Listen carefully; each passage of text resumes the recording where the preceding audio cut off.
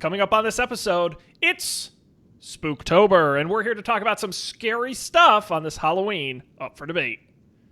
This is Up for Debate, episode number 189, recorded October 15th, 2020.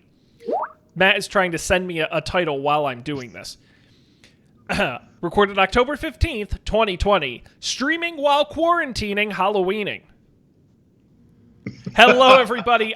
That is too long. I don't think legally I can call it that, but I will try. Hello, everybody. Welcome to this episode of Up for Debate, the debate podcast that, even though two presidents are having debates on television tonight, this really is the best debate you can be watching. I'm Sean Jennings, joined as always by a man so scary, Freddy Krueger wouldn't touch him with a 10-foot pole. It's Matt Mariani. Hello, Matt. Hello, Sean. How's it going? Spooktober is finally upon us. Well, two things. One, we're halfway through October. But also, I have no Halloween spirit this year. Yeah, it's our first show in October, I think. It is, yep. If I did the math correctly. And like you said, it is already half over because that's how months work. But tell me, why don't you have any Halloween spirit? What's going on? Well, it's two things. What's going on, champ? The bigger thing is when we did our fall episode many years ago, I expressed an opinion that I continue to. Actually, we did a whole episode on Halloween, I think. I think Halloween is a bullshit holiday, and I don't care for it in general. That being said, this year in particular, I think has been so scary, and the fact that Halloween is a communal holiday to some degree, right? It's a holiday where you go door to door and talk and touch people. You know what I mean? It's not like a Thanksgiving where you're in your home type of thing. It is a very out and about holiday, a very in your face holiday. And that's just not fun this year. So I'm not digging Halloween in any way, shape, or form. I don't know. I know you're excited, Matt. So I take it my invitation for you to come over to my big Halloween social gathering, maskless, mask optional, where we bob for apples for 2 hours. I guess that's got to be kind of out of the question, right? Yeah, I mean, I appreciated the fact that you're licking all the unwrapped candy yourself. It's a very generous thing as host, but I just don't think I'm going to be able to make it. I have to taste every one of them. I have to make sure that I'm not poisoning anyone, So well, but the good thing is if you show up in a hazmat suit, it's kind of a costume. Sure, I think there's a lot of imaginative costumes that people could come up with this year, like anything having to do with a mask, a surgeon, or like a mummy or something. I don't know. But that's also like such a great headline story you're going to see on November 1st, where it's like, guy who dressed in costume hazmat suit didn't realize it was medically rated, got COVID. Where it's like, oh, I bought this at Party City, and you're like, I don't think that I think that's just a costume. Like, I don't think that counts. I like the very topical costume of the giant masks. Have you seen that? Like they're like comically large masks. No, I haven't. Is that a new thing this year? Yeah, I think it was I believe it was like a direct reference to the first presidential debate, right, where Trump says he came out here with the biggest mask I've ever seen, the biggest mask ever. So people on Twitter like manipulated the size of the masks and stuff, and then they made it into a costume. Because it's 2020. Well, speaking of big Halloween things, did you see the big sort of viral thing that was the large Home Depot skeleton? No. So Home Depot listed on their store and Halloween decorations a 12-foot tall. No, it's not 12 feet. That can't be right. I'm gonna double check the height. A giant skeleton. Okay. So is this like a lawn prop? Yes. Because I don't imagine you could do anything else with this. Here it is. The Home Accents Holiday 12-foot giant-sized skeleton. It's like as tall as your house. It costs $300, and it is hilarious. And I will put it in the Skype here so you can check it out. But okay. I think everything should, if you're going to do Halloween, oh my God, they have like a video of people standing next to it and they only go up to its hips. This is I love this thing. It's so stupid. This is huge. And also this is a huge skeleton. In here it says Halloween item type, standing decor, and that says theme, and it just says skeleton. Yeah, skeleton themed. Whatever. That is enormous. It's $300. Yep. and it's out of stock. It was popular. It went viral for a little bit, and people were. I love that it so far has 236 ratings, and the average rating is 5 stars. People love this. And This is a if you're wondering, insanely popular item. there are customer images of this thing at people's houses on the Home Depot page, and it is awesome. I'm not a big Halloween guy. This thing is badass. Oh wow! The eyes glow. This is great. This is oh look, someone dressed it up like a clown. This is This is good stuff. So anyway, hey, look, there are some bright spots in Halloween. If you can you could do the lazy thing, or you can really go all out and buy a $300 12-foot tall skeleton for your front yard. And people are excited about it. People are saying they want to leave it up all year round. Well, I love how that all the kids in the neighborhood love him. The page says designed for indoor and outdoor use. I would like to know where you can put this indoors. Like a skyscraper lobby, maybe, or something. I don't. Yeah. But it's anyway, huge.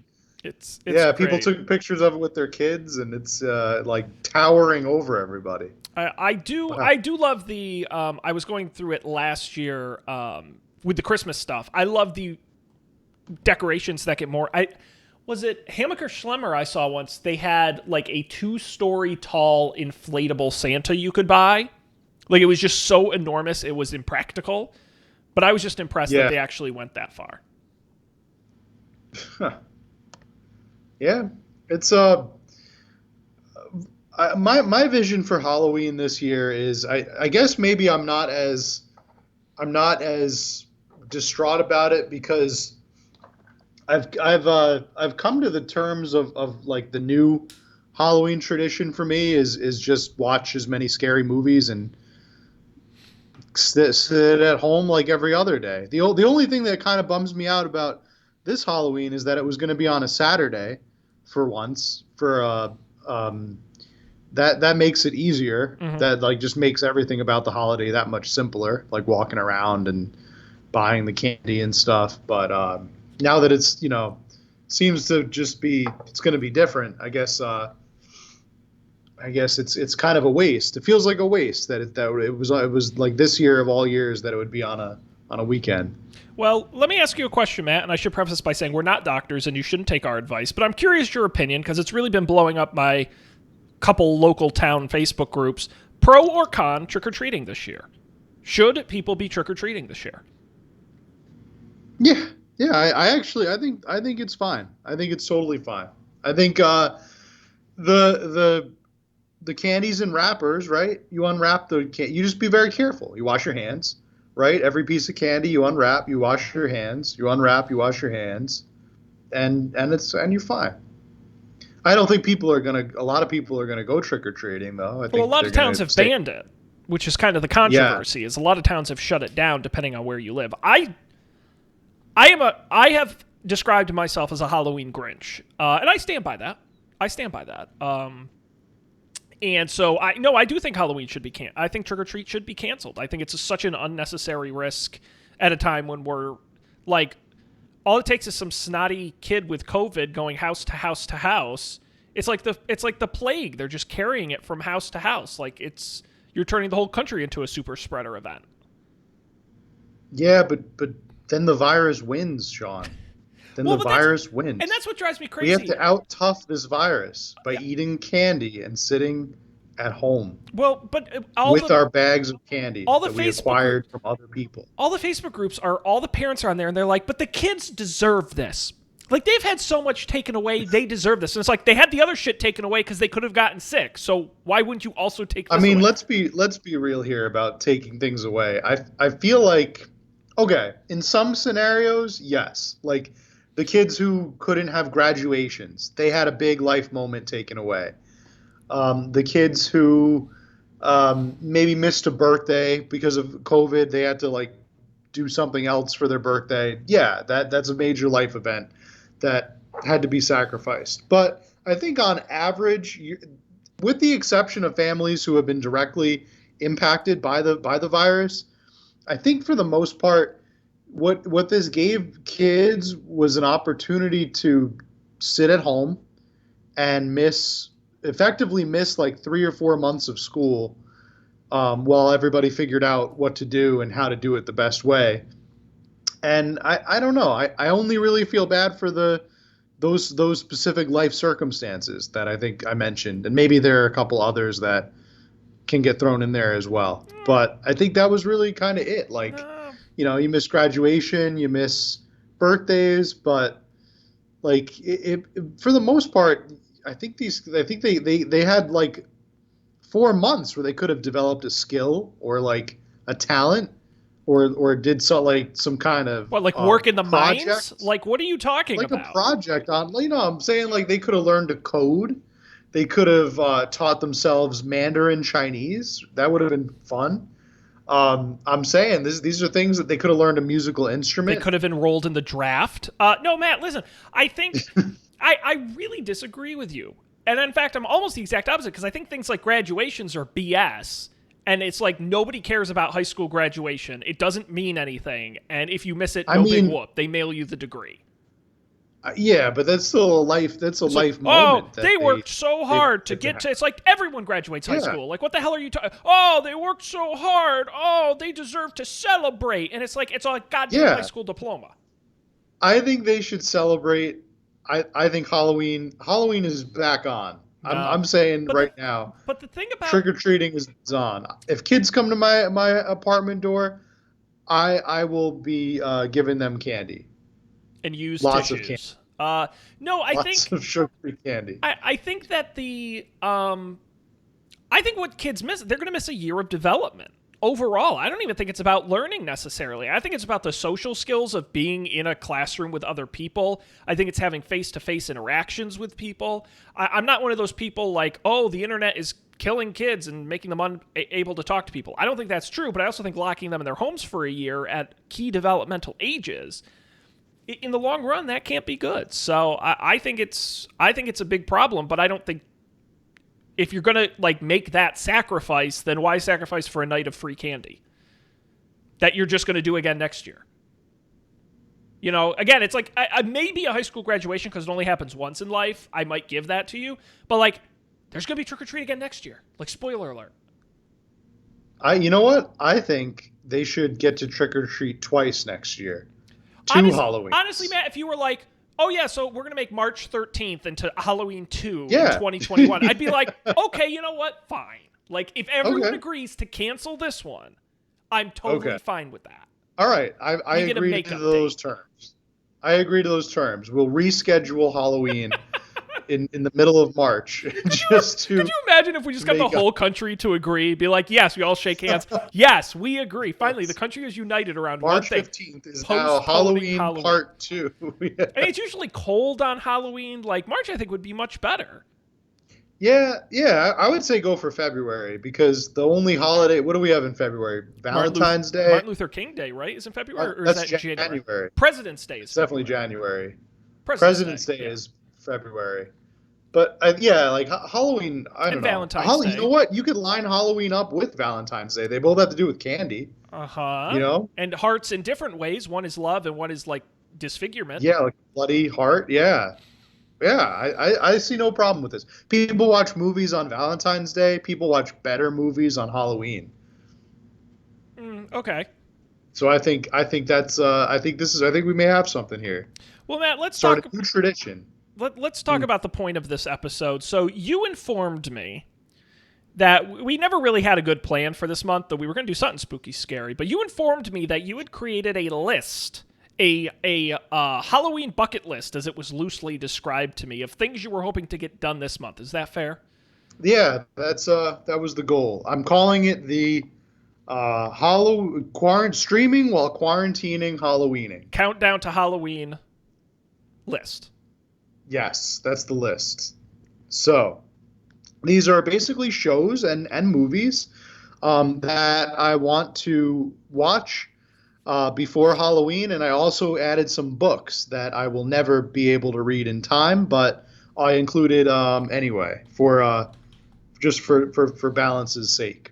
And I was open to maybe some more suggestions if you heard of anything that should be added to this list.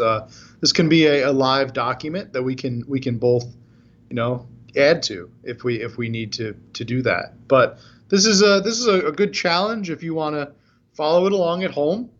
How should we do this? You want to just go through everything on the list or one by one? Talk about if we've seen them or not. Before we do I that, put little check marks next to the one I've already seen or now or read. I famously have never watched movies. That's well known. Correct. Before we get to the Halloween, I did want to just bring this up. This is kind of a bit of a sidetrack, but humor me here. I watched a famous movie for the first time the other day. I did not know what compelled me, but I said, I'm going to put on a movie. And I'm curious your thoughts on that movie. Okay. Disney I'm with you Plus, so far. Okay. Robert Zemeckis, 1980s, groundbreaking film. I think I know the movie. Okay. But I want you to keep going with the hints. Starred a famous character actor from England who kind of got a mini career in the U.S., but isn't super widely known. He's actually known mostly for a flop more so than this movie. Vival Goes West, right? No, that's not Disney. I think that's DreamWorks. No, it's a live action movie, kind of. Okay. And it was from the 80s? It might have been 1990. Okay. Or 1988. Kind of a live action movie. Kind of a live action movie starred I don't want to a kind of a tale on Hollywood involving Walt Disney Pictures.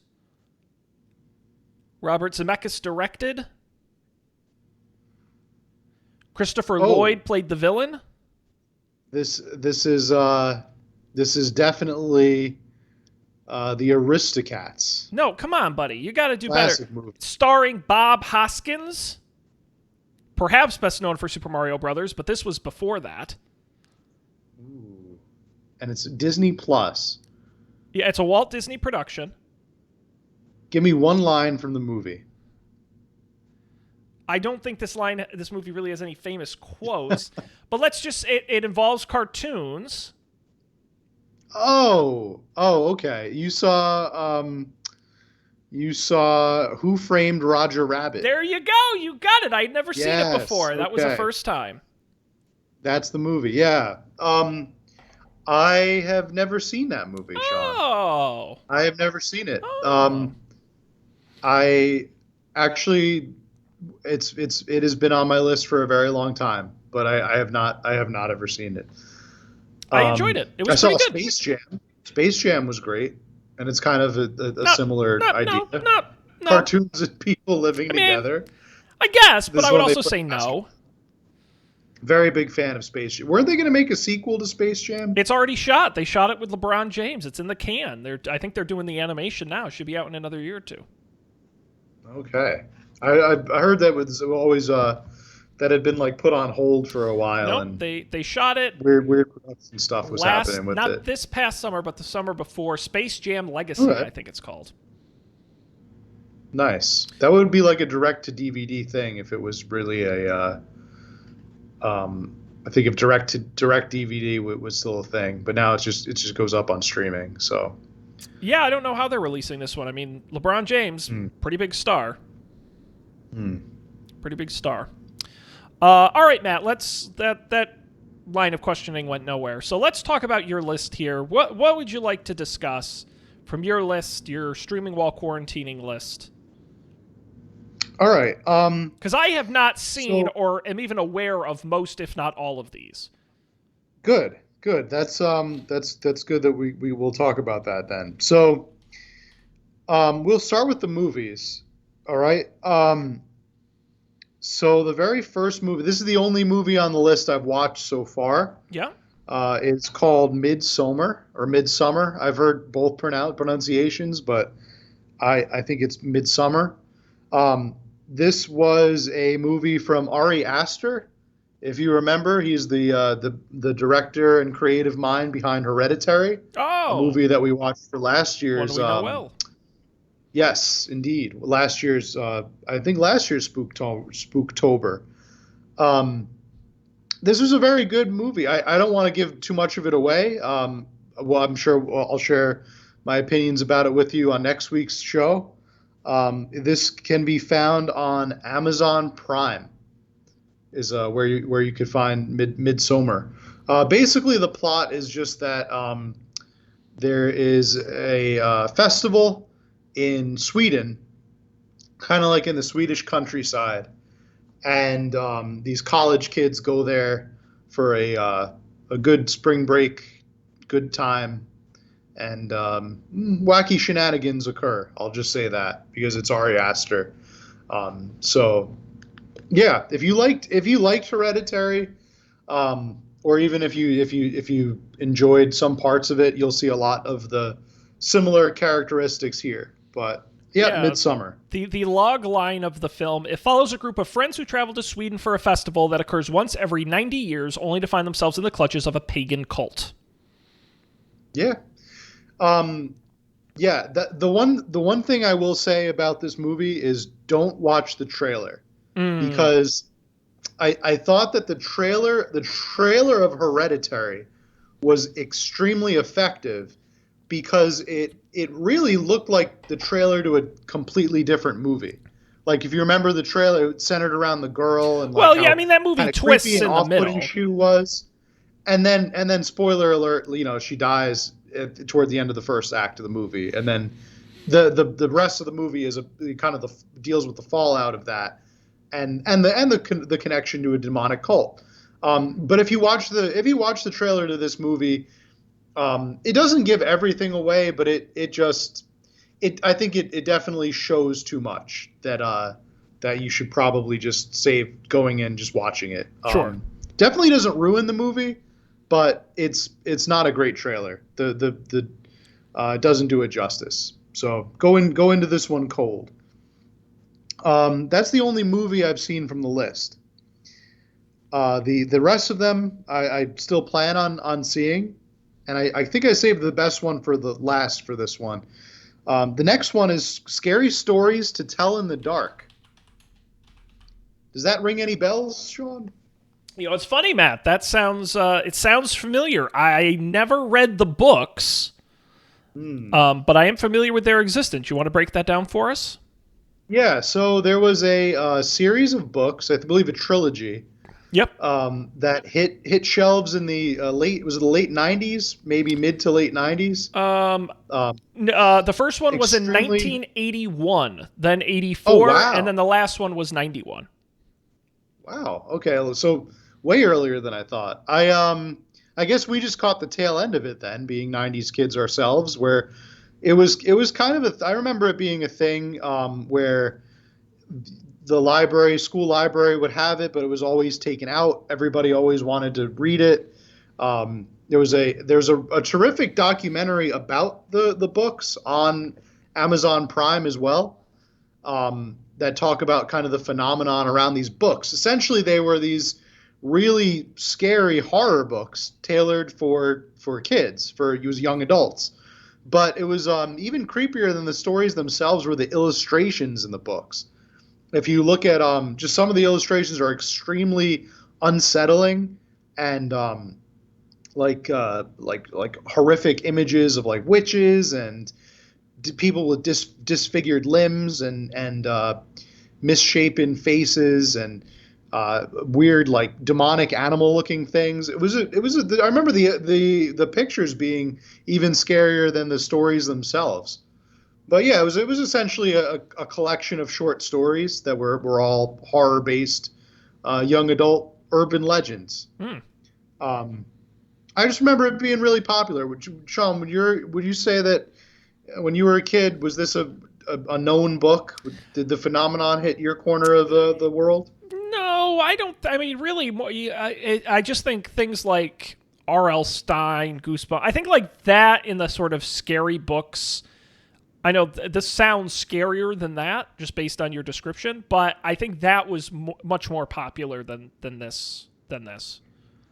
I think, yeah, Goosebumps was absolutely, yeah, absolutely head over heels the more best selling series, but it also had the benefit of having more stories in the collection. Oh, sure. This was just like a kind of a standalone trilogy.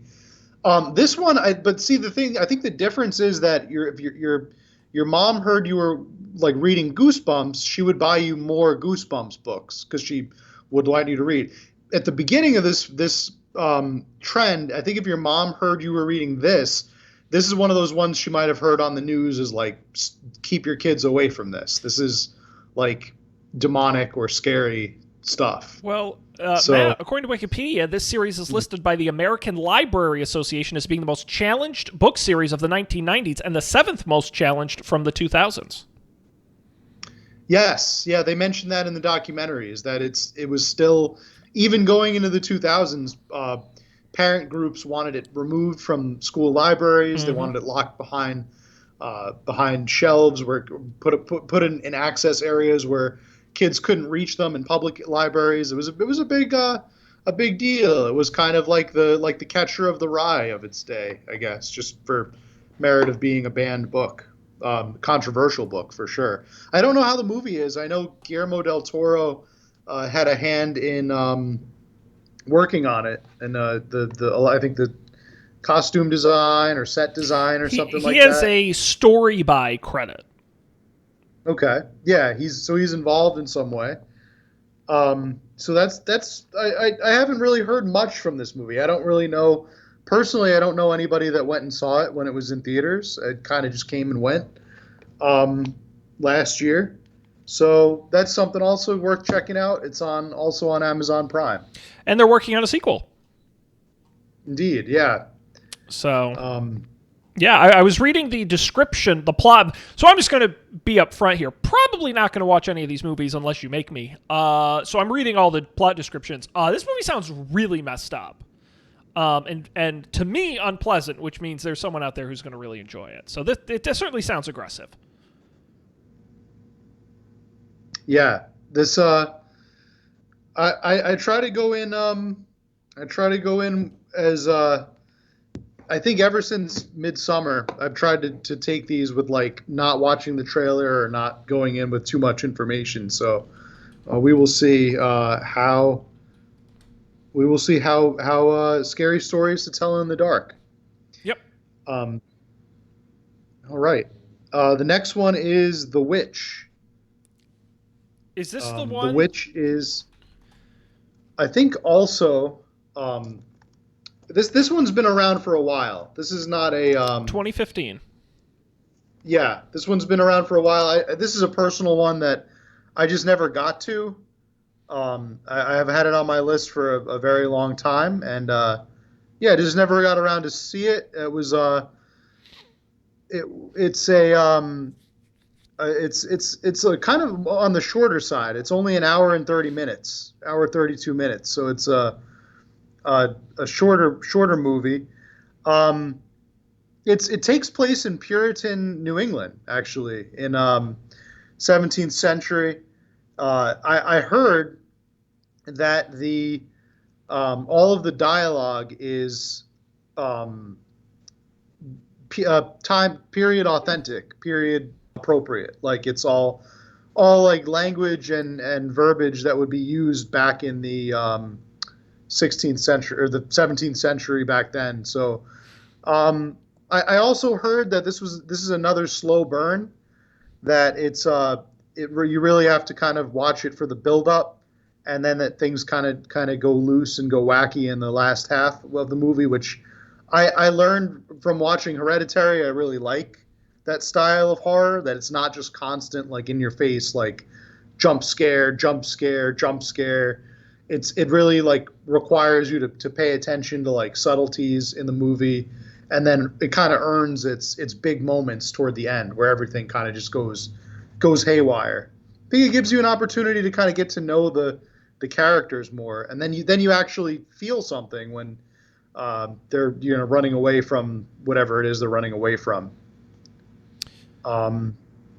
Yeah, it's directed by Robert Eggers, who recently directed The Lighthouse. If you heard about that with Robert Pattinson and Willem Dafoe. That's right. Another That was well-regarded film. The black and white one? that was the big the big I think the big got the big person they had for this movie back then. And I enjoyed the White House. The Lighthouse. Thought the Lighthouse was a I thought the Lighthouse was a very good film for what it was, and I like the stuff that they did with it. Took a lot of risks, but that's The Witch. Yeah, and I've heard good things about this one too. If you were going to get me to watch one of these movies, this would definitely be higher on my list because I do like a little bit more of the slow burn. If it's going to be gory, I want it like 80s Freddy Krueger over the top gory, not like realistic, like make you throw up gory. Okay. And so this being a little bit of a slower burn is definitely much more in my alley. So yeah, absolutely. Yeah. All right. Next up is Slender Man. This one I just threw it on the list because I saw it recommended that you watch. I honestly, if I were to pick one that I probably won't watch, it's this one. It really didn't look very good. I watched the trailer for this and I wasn't really impressed by it.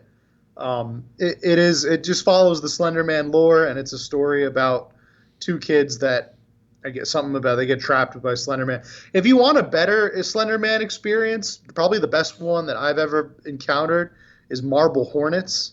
Oh yeah, that's I remember that a series on YouTube. That was a very big trending series. I think back when we were in college still. Like, did they ever finish a that? while ago? They did. They did wrap it up. Maybe like 2013, something like that. 2014 maybe. So, that was way better done in my opinion. And if anything, it went on a little too long, but they did 133 videos on Marble Hornets. Yeah. See, so it definitely is. I think if you're looking for that, maybe find like some kind of highlight. I wonder if they have like a highlight, like a condensed version of Marble Hornets somewhere. I recommend that. They made a movie that is essentially a film adaptation of the web series. Okay, all right. So maybe that's worth checking out instead. I don't think I very much doubt this movie is going to do anything for anyone. I probably won't check it out, but it is available also on Amazon Prime if you're interested. The Witch, I want to go back to that. I think it's on Netflix. I could be wrong. I might have also seen it on Amazon Prime. These might all just be Prime watches, but speaking of streaming, I recently acquired HBO Max. Oh, congrats! I have joined the HBO Max crowd. So the HBO Max family.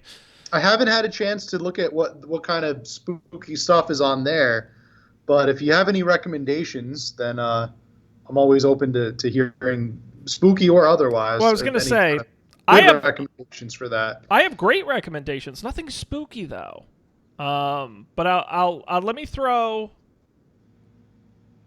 You want 2 or 3? Give me 3. All right, here's 3 for you. 2 of them are animated, so this is fun. Number 1, Harley Quinn. Started as a DC Universe show, moved over to HBO Max. Really, I'm not a big fan of Harley Quinn in general as a character, but the show is very smart, very funny. I believe there's 2 seasons streaming on there. They go by quick, very enjoyable, very well regarded. Number 2, documentary, Class Action Park, telling the story of Action Park in New Jersey. Good documentary. It really makes you think. They actually do a good job. There's a little bit of a twist about 2/3 of the way through it in the tone of it, where they go from like, it's not a spoiler, but they go from like, dude, this is crazy, can you believe this, to like, no, people actually died, and it's kind of not funny. And it really does that thing of like, is nostalgia like something we should feel good about? It's better than it has any business being. I have that one on my list already. That was already like instantly recommended to me by like 5 people, so I definitely want to check that out. That's at like the top of my list for sure. Yeah, that one's awesome. And then my last one, it's a bit of an oddball, Infinity Train. Another animated series, started on Cartoon Network, moved over to HBO Max. Again, a very mature. I've really gotten into the like animation for adults, but not in the like adult way. So that smart, sort of depressing animation. Infinity Train is really one of those like thinker series where it's like, oh man, there's something really clever and smart going on here. And the third season of it just premiered on HBO Max. So Infinity Train, that's another pick for you. Cool. Okay. I'll have to. I'll add those to the list. That Infinity Train sounds like it speaks to me a little bit. I noticed they have a ton of. Speaking of animation, a ton of Miyazaki movies on. Yes, they are the exclusive. He said he was never going to stream any of his stuff, and HBO Max must have backed up the Brinks truck and got him to open up the vault. Yeah, that's pretty cool. I watched a couple of. I watched Kiki's Delivery Service over the weekend. So I've never seen any of those movies. Do you think that'd be a fun series to do on the show? I do. I think so. I love Miyazaki movies. I think they're great. So something to think about. Yeah. Okay, we'll keep that in our minds. The last one is not an HBO Max, and it is not a Amazon Prime, and it is not a Netflix show. As a matter of fact, Sean, the only place that you will find our next pick is exclusively on Shudder. Matt, I mean, there was no chance I was going to watch it before, and you could not have made it any less likely. You now have to pay for an additional streaming service. But I haven't really decided if I'm going to commit. Honestly, if I did, I might just do the free month trial just to watch this because I was intrigued by it. As you know, I'm somewhat of a horror guy, especially around this time. I think it's time appropriate and for sure around this time. But I love reading horror books. I love watching horror movies. This really, really spoke to me. It's called Host. It is. Let me just pull it up. Yep, it's called Host. It is a very short, it's only 57 minutes long, film that was exclusively produced during the quarantine, which was why it intrigued me. The whole movie takes place in a series of Zoom calls with a group of friends, and they follow like a typical horror story, like a kind of like spooky stuff is happening or things are going on, and they hire a medium to do a seance via a Zoom call, but then they get far more than they bargained for. So I think it's just like a couple of friends are bored during the quarantine, and to do something cool, they hire like a fortune teller or like a seance person. They interact with spirits and stuff over the call. I'm more interested in this just to see how they do it. And the one person that told me about this, I heard about it on a different podcast, and they seemed very like they went in intrigued and they were impressed. They said it was very well done for what it is, being only 57 minutes long, essentially like a student film, and kind of using this medium, like just using Zoom during the quarantine to pull the horror off. So I'm interested to see how they do something like that.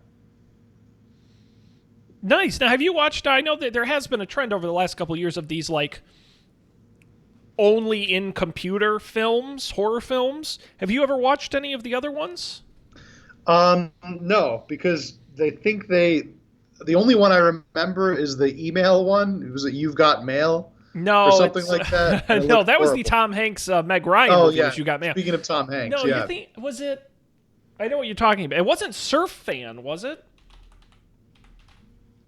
No, I think was that the one. I thought that was the one with like the internet stalker. Oh, maybe it was. What is the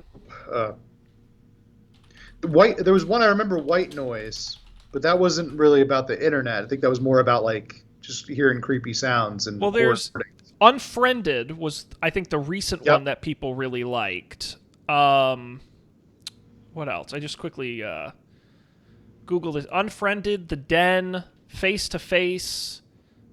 What's the one where the Profile? The girl is like becomes her roommate, but then Searching. She like searching.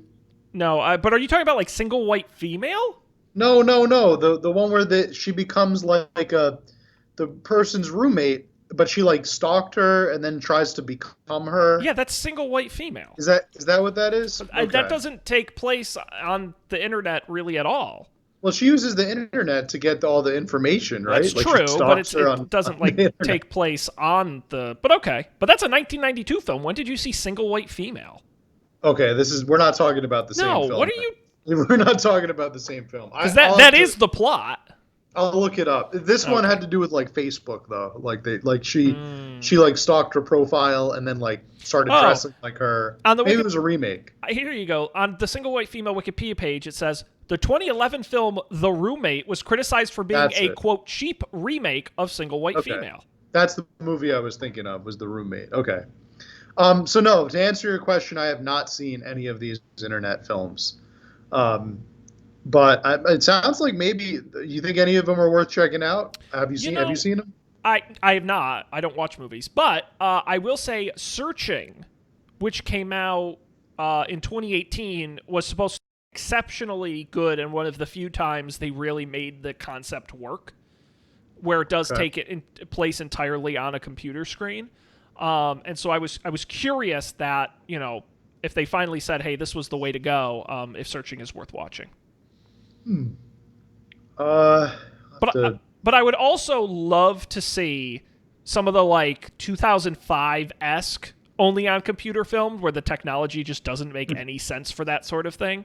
Because I know there were some back then that I'm sure are a hoot to go back and watch now. oh yeah, oh yeah, and there's going to be crappy CG, and there's going to be crappy Well, it's gonna be like there's going to be crappy hackers. One of dial them's up going to be a hacker. webcams and like all Yeah. kinds of logging out to AOL and One of the friends is going to be a hacker, which means he just types on a keyboard for like 3 minutes and this guy like just code messaged pops me up. on AIM out of nowhere. He knew everything about me. Yeah, I would absolutely just see how dated a movie like that is. That actually is a good idea for a movie made today that sort of lampoons internet like in the late 90s, early 2000s as a horror film. I wonder, I kind of like that that's an interesting idea. With like maybe they hear like a ghost in their dial-up connection sound. Yeah. Interesting. Um. Yeah, I'll have to check. Maybe if I bite the bullet and I get that month subscription to Shudder, then I'll see if they have any internet-based genre on there. A lot of good stuff.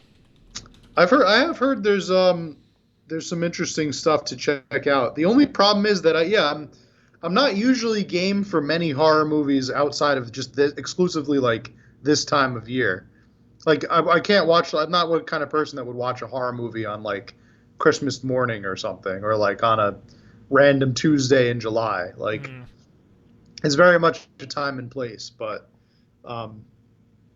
yeah, those are all my movie picks. My list of streaming while quarantining, Halloweening picks for the movies.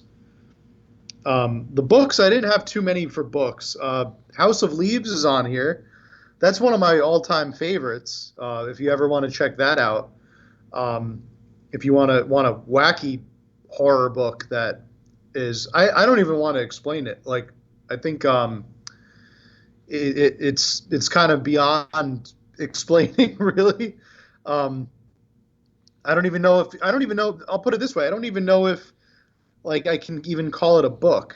Okay, now you're just out of control. Yes, this is why it's yeah. If you like even read anything about what House of Leaves is, it's just it's an experience more than anything else. But it's absolutely worth checking out. It is a trip, and it is unlike anything I think I've ever encountered. So that's House of Leaves.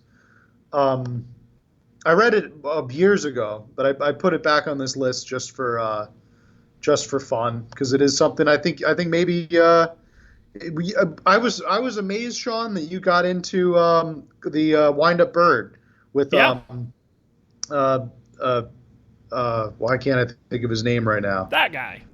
Our favorite Japanese Murakami. Yeah. Yes. So if you like Murakami, this is like the horror version of Murakami, but also on drugs. Well, so I'm gonna add it to my wish list. cool.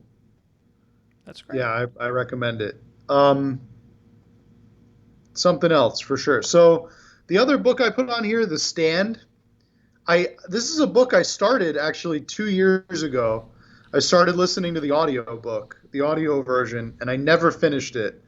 As a matter of fact, I didn't even come close to finishing it. It's one of Stephen King's longer books.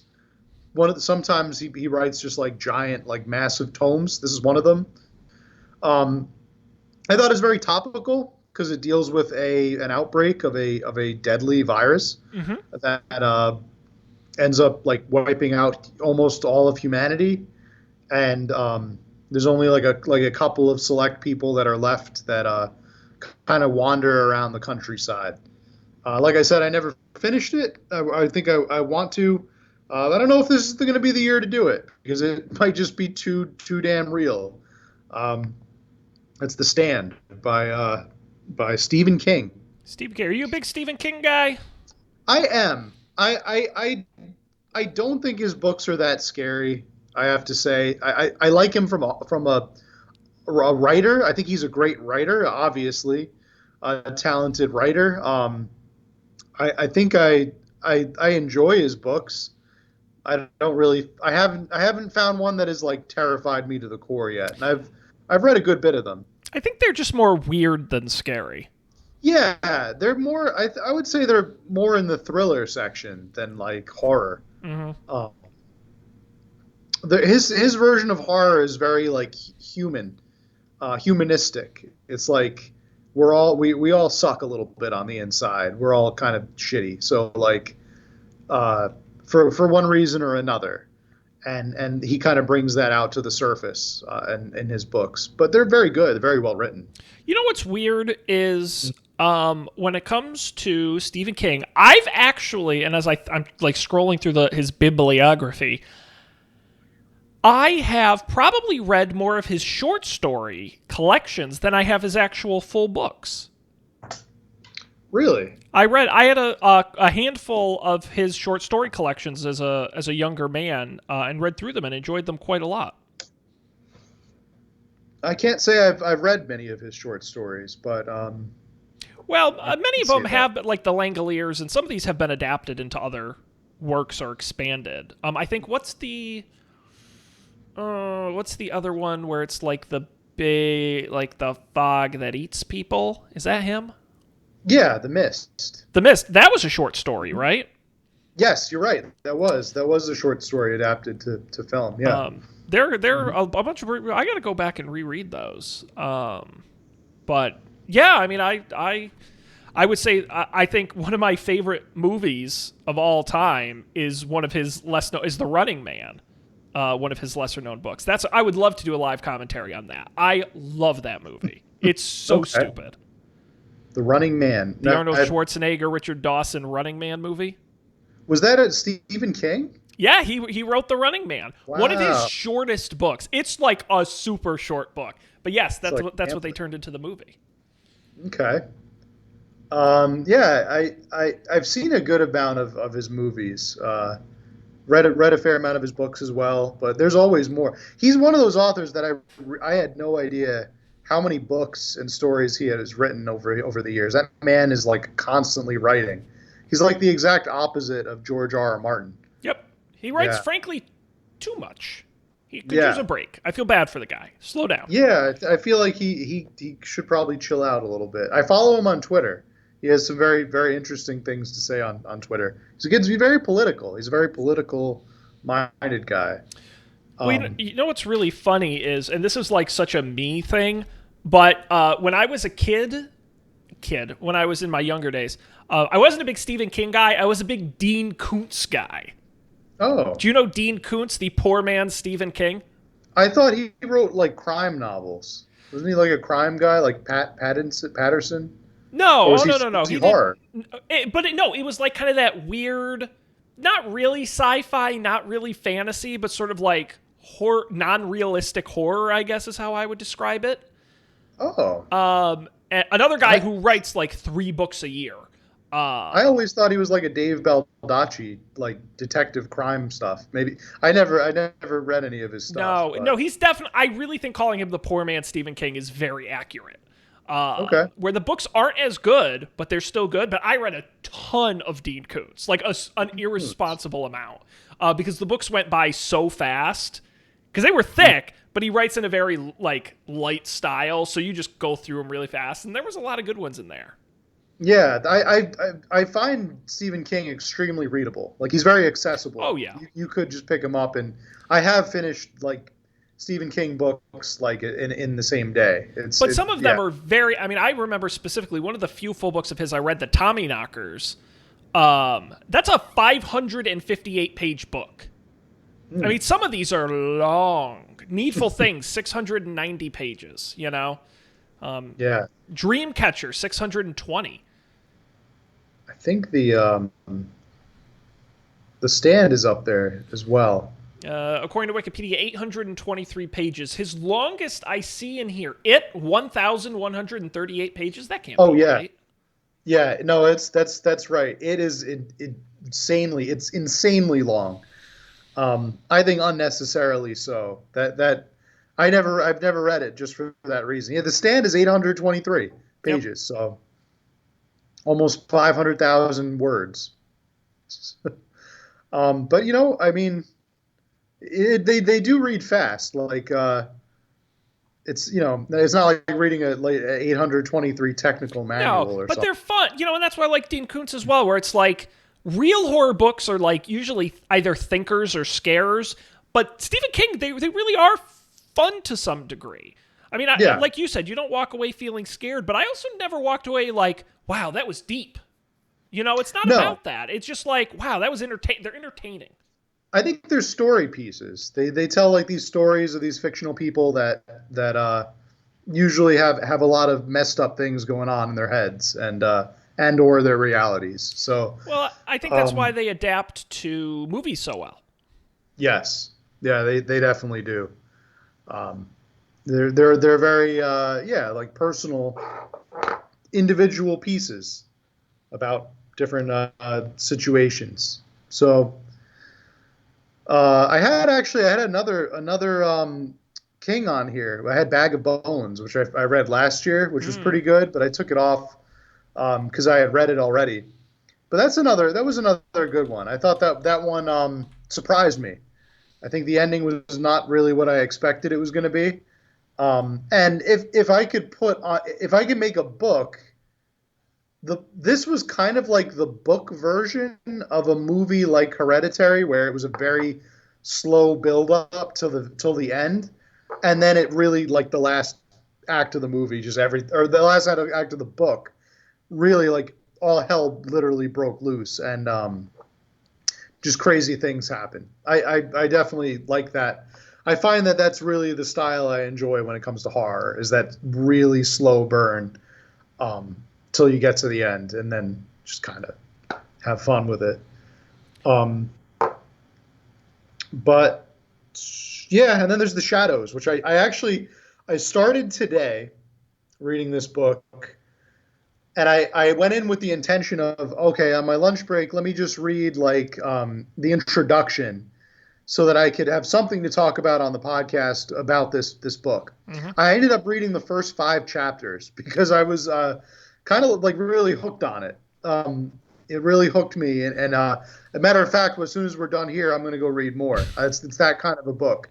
So far, from what I can tell, it is a mystery, sci-fi, horror, fantasy kind of book about a group of boys and their friendship that develops because they're all bullied, and they kind of grow closer together because of that shared experience. But one of them may have like psychic powers. That's kind of what I can tell so far going on in the book.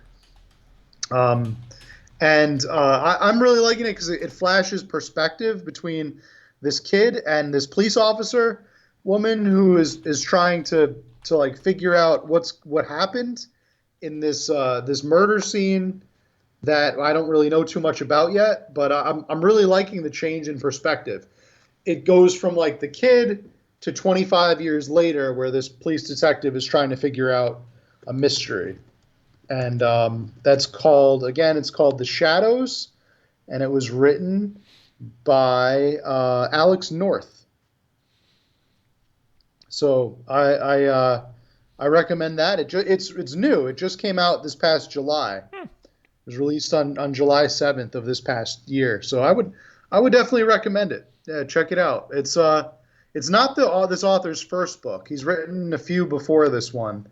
Um, but yeah, check out The Shadows. Awesome. Well, I can't wait to hear your full report when you wrap it up.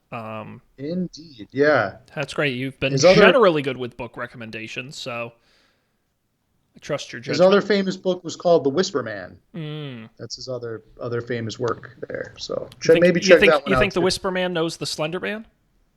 Yeah, they probably pen pals or something like They that. hang out on the weekends or Maybe something. they chat over AIM. Hey, well, it's a Did messenger. yeah, movie Now, about. uh, Matt, I will quickly just re-up. I talked on our summer book club last year about Horns by Joe Hill, Stephen King's son. Although he's much more Yes. than just that. One of the few horror books I have read and really enjoyed. So if you are looking for an additional read, you should definitely check that out. All right, Matt, we're just about at the top of the hour here. So now comes the painful part for me. Which of these movies or books are you going to make me participate in? Sean. Now, if you let me choose, there is one on this list that I'm like, okay, I'm on board for. But it's your list. So if you want to subject me to some of these, I can't stop you. Okay. I know that you said you were really up for The Witch. I would So I we'll would do that. leave that Yes. on there. You seem and I honestly of all of the every pick of every movie and book, The Witch intrigues me the most.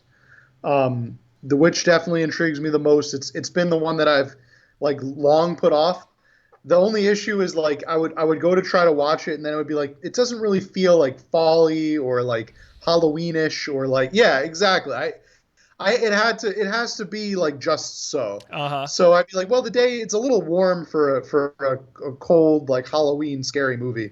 So that's actually the reason I put it off for like 5 years. So hopefully we get a good fall cold day soon where I can feel like I should watch The Witch. So um, I won't make you watch Scary Stories to Tell in the Dark. I think that Too scary. that one might be too scary. I think that maybe you might get nightmares and Well, um, how about we do not the get your homework done. I don't want to throw off your rhythm here. But Hmm. famously last year, we watched 6 horror movies. You picked 3, I picked 3. I thought it was a Yeah. wild success. Okay. Well, what if we took one off of your list and then I added one to your list? Yeah. I think that sounds good to me. I didn't know you had any in the up your sleeve, I've but if got you a, do, I've I got a, would I would absolutely say. I've got a few that I would love to watch and talk about. So why don't we for next week? Hopefully there'll be a day between now and then. You can watch The Witch, and we'll do The Witch next week. Okay. And then the following week we'll do my movie. How's that sound? Do you have a movie picked out, or are we I going to do. find Should out? I? If you would like me to reveal it now, I will. Yeah. Let's hear the reveal. It is a classic horror film, 1988, turned into a massive franchise. A slasher film, a bit of a goofy one. But I think that's what's fun about it. Um, Child's Play, aka Chucky. Oh, and I've never seen Chucky You know, actually. I gotta tell you, so I've only seen little bits and pieces. I've never seen the movie end to end, but it's campy, but it's also a little bit of comedy, but it also is scary in parts. And you'll notice a lot of tropes you see in later horror movies come from this movie. So I think it'll be a really fun one for us to watch and talk about. I mean, they made like 9 of these movies, so Okay. Okay. that's Yeah. that's my pick. Um. Good. All right. So we'll both watch The Witch. We'll watch Child's Play. Um. I really feel strongly about Midsummer. I think you maybe even if we don't talk about it on the show, because we both saw Hereditary. I really want I basically I just want somebody to talk about this movie with pretty much like nobody I know has seen it and I absolutely want to have somebody share their opinion with me about Midsummer. Okay, Um, I will make it's the kind of movie that you could like talk about for. We could do a whole episode about it, I think. But Matt, I will commit to you. We'll do The Witch. We'll do Child's Play, and I will in the next couple weeks watch Midsommar. Even if we talk about it offline, just as friends, I will. very I will watch that movie for you because you nicely asked. thank you, Sean. You know what, Thank buddy? you. For you, what's 2 hours of my life, right? Yeah. See, that's why I'm a Official host official mug host mug. Yes, that's me. for the show name that doesn't exist anymore and hasn't existed for years. Or our retired Goldilocks Zone mug. Still a great name that nobody understood. Too clever for our own good. Yeah, you probably should have vetoed it. You probably should Hey, have look, said, Matt, all the other ideas. nobody's going to know what that means. Matt, I wish I had kept the paperwork of all the other names we had proposed because that was the best name, which says a lot. Yeah. We didn't workshop it very well. So instead we went with the ultra generic up for debate. Up for debate where we always agree on everything. Yes. Except Halloween. Yeah, this was a hot button issue. That was divisive. I'm a manager. I have a team, and one of the members of my team is a Halloween fanatic. Like, has dressed up her cube with lights and with leaves and with pumpkins and bats and all kind, like the biggest Halloween nerd you've ever met in your life. And I'm like, as the manager, I have to stress that line between like I can't like dampen all creativity, but I also can't be like you're kind of overdoing it, like it's weird and not vaguely not appropriate, even though it doesn't break the rules. But I'm also a Halloween Grinch, so it's very awkward. I made a coffee run the other day, and I was like, "Oh, anyone want anything?" And someone said, "Yeah, give me a pumpkin spice latte." I felt so basic going through the drive-through line and being like, "Oh, can I get a pumpkin spice latte?" I was like, "Ugh." I hate that I love the pumpkin spice stuff. Pumpkin is a bad flavor. I'm at the point where I'm getting kind of sick of it, though. Like it's reached like it always does that. It's like late September. It's like, ooh, pumpkin spice is back, and then now we're in mid-October, and it's like, I don't want to get pumpkin spice. I'm gonna go for a mocha or something else this time. Like switch it up because there is a saturation point with it, and I think I've hit that point. Mark my words. 2021. The year of Apple. Apple's coming back as a flavor in 2021. Fall 2021, Apple is back, baby. I believe it. The superior fall flavor. It pairs well with cinnamon, and I already see like the Apple stuff is already starting to take off. Well, what drives me, we could do a whole episode on this, but what drives me crazy about pumpkin and the fall is it's pumpkin spice. It's not pumpkin. If I said to you, Matt, would you like a pumpkin flavored coffee or a pumpkin spice flavored coffee? You would choose a pumpkin spice. If I said, Matt, would you like a pumpkin flavored coffee or a spice flavored coffee? You would take the spice flavored coffee. Pumpkin is a bad flavor. Period. Yeah, it's a lot of it is really psychological. Like you're drinking cinnamon is what you're drinking. You're drinking cinnamon and being told it's pumpkin. Right. Because you're right, pumpkins are gross. Like nobody is gonna just scoop stuff out of a pumpkin and eat it. Even pumpkin pie, you have to put like a lot of spices and stuff in to make it taste good. But even that, it's like, but that has real pumpkin in it. You know what I mean? Like the thing about it's like artificial watermelon doesn't really taste like watermelon. It just tastes really good. Like if you're gonna make a fake pumpkin flavor, like make it taste like good. That's a documentary I would absolutely watch. Like how they flavor things and the psychology behind flavoring. Like I heard somewhere that some wild thing that one of the flavors is the same as another flavor. They just tell you that it's different, and like psychologically you believe it. I forget what it was. For sure. I think it was like a Jolly Rancher where it's like the cherry and the blueberry. Maybe it was something like crazy. It blew my mind. I was like, I couldn't believe. There's that thought experiment from years ago that Fruit Loops are all the same flavor. But most people, yes, they're like, oh, the red ones taste one way and the blue ones taste. It's like, no, they're all literally the exact same flavor. Psychologically, yeah, you think of it as different. Maybe it was Skittles. There was one Skittle that was like the lemon. Maybe it was the lemon and the lime Skittles are the exact same. That would not surprise me at all. I would totally believe that. If you told me that, I'm like, okay, I see that. Yeah, I want something like that. I was just kind of blown away by that fact. I mean, Skittles does have some of the most like unnatural flavors known to man. Have you tried the yogurt covered Skittles? I don't like Skittles in general, like even They're bad. classic Skittles or Starburst. Like none of that kind of artificially fruit stuff. If I'm going for candy, I don't want like the fake fruit nonsense. No, I'm more of a chocolate guy as well. Um, Or even like gum or mints, but it's like I just if anyone was like, "Oh, hey, you want some Skittles?" I'd be like, "No. No, I don't." Remember Runts? Have you ever had Runts? Runts. I have had Runts. I haven't had Runts in a long time, Yeah, but they are more of a chalky candy if I remember correctly. they're More so not than a they're not Skittle. great. Yeah, I'm not. They're like the ones that are shaped like real fruit, but they just Yeah. you chew them up and they're basically just like sugar, Well, and the famous just like Runts solid bananas, sugar. which I'm sure you hmm know the story behind those. I think I did at one point. Did Well, they cause like diarrhea or yes, something? that's exactly right. No, Yeah, yeah. no, it is an interesting flavor story though, because most people say Runts bananas don't taste like bananas; they taste better. But the flavor, so the banana we have today is very different from the bananas we used to have. The old bananas basically went extinct, and now we have the new bananas. This is kind of I'm generalizing. The Runts flavor is incredibly accurate to the old bananas that have gone extinct and don't exist anymore.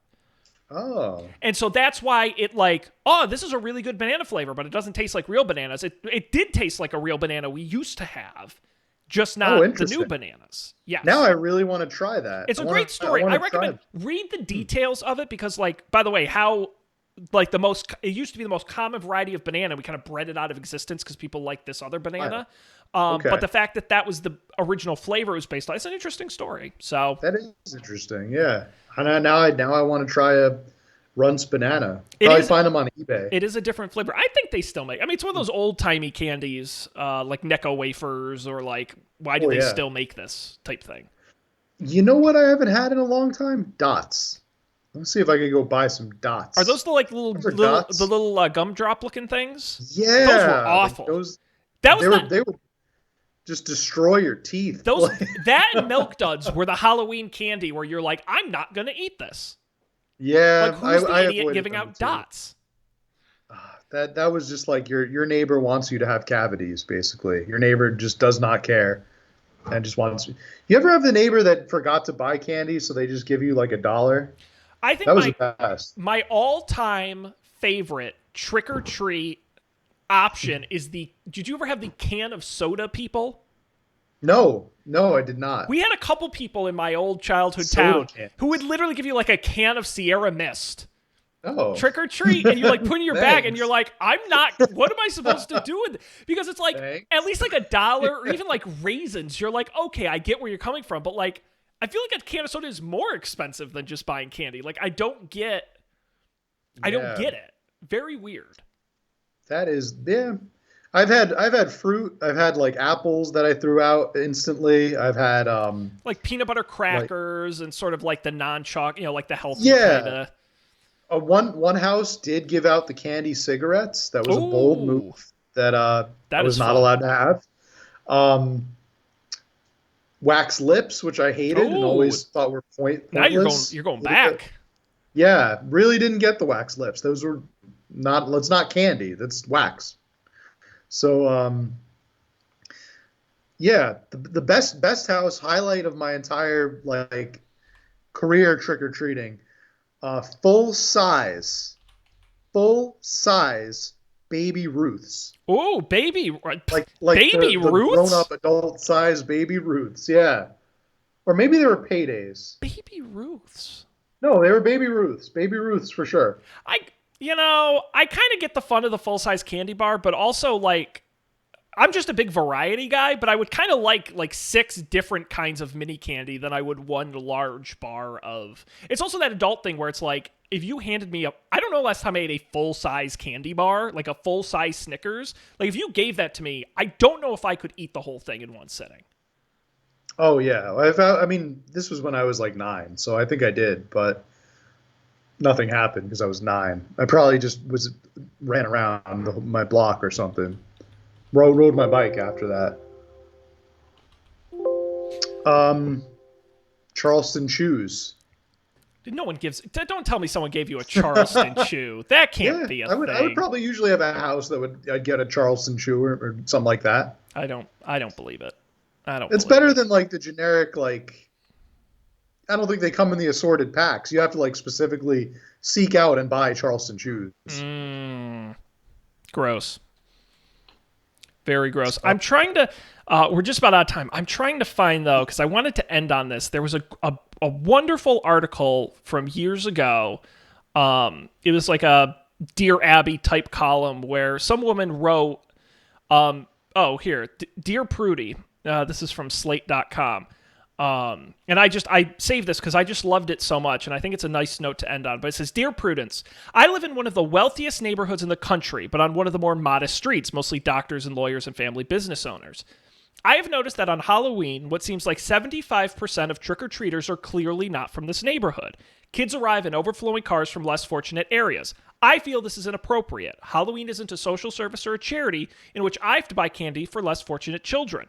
Obviously, this makes me feel like a terrible person, but what's the big deal about making less fortunate kids happy on a holiday? But it just bugs me because we already pay more than enough taxes towards actual social services. Should Halloween be a neighborhood activity, or is it legitimately a free-for-all in which people hunt down the best candy grounds for their kids? wow. This is the answer. And I just think this is... In the urban, dear this person, in the urban neighborhood where I used to live, families who were not from the immediate area would come in fairly large groups to trick-or-treat on our streets, which were safe, well-lit, and full of people overstocked with candy. It was delightful to see the Little Mermaids, Spider-Mans, Ghosts, and the occasional axe murderer excitedly run up and down our front steps, having the time of their lives. So we'd spend an extra $20 to make sure we had enough candy for kids who weren't as fortunate as ours. There you are, on the impoverished side of Greenwich or Beverly Hills, with the other struggling lawyers, doctors, and business owners. Your wine makes me kind of wish that people from the actual poor side of town come this year, not with scary costumes, but with real pitchforks. Stop being callous and miserly and go to Costco, you cheapskate, and get enough candy to fill the bags of the kids who come one day a year to marvel at how the 1% live. Whoa. When was is that a recent article? That was from 2014. Okay. Dang. Yeah, I could tell the 1%. That's like a very 2014. It's like a thing, very yeah. early 2010s. Yeah. Yeah. But I think it's a good sentiment. Wow. And it's true. You know, I can be a Halloween Grinch, but I guess it is a holiday that makes children happy. So who am I to be a jerk about it? So go out. Yeah. Be safe. I mean, we're going to have like 2 episodes before Halloween, so I don't know why I'm doing this now. But but we're going to be back next week with The Witch, which is going to be, I'm truly excited to watch, so that'll be a hoot. Join us then. But we're going to wrap up this week right here. UpForDebate.tv is our website. Go there, check out the past episodes, including Sean Tember, which, by the way, Matt, I do expect a rain check for my last week of Sean Tember that I will cash in at some point later this year. We will. And so you can also follow us at Up for Debate TV on Twitter and email us upfordebatetv@gmail.com. But that does it. So on behalf of Matt, I'm Sean. Thanks for joining us on this spooky episode. We'll see you next week for some scary movies here on Up for Debate.